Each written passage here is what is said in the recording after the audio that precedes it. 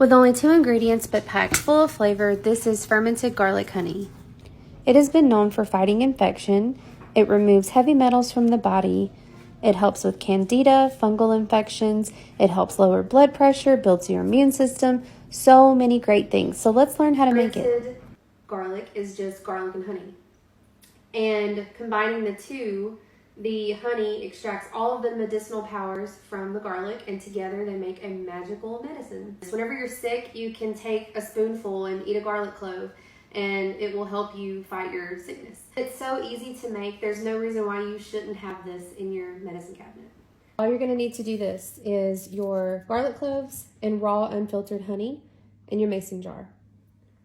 What I like to do is poke little pinhole punctures in each clove, and this helps release the active component in garlic called allicin.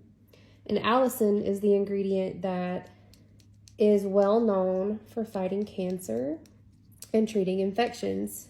So for me, this is the best way, in my opinion, to take garlic, because the honey takes the bitterness out of the garlic, and together you're getting your benefits from honey and your benefits from garlic. You can also make a garlic oil, so just olive oil and garlic instead of honey and garlic. And that's another amazing way to take your garlic, but I'll show you that in another video. You can treat your infections that way. After you poke all your holes in the garlic, you're just going to get your garlic, fill your jar up halfway. Now you're just going to pour your honey directly into the jar with the garlic cloves.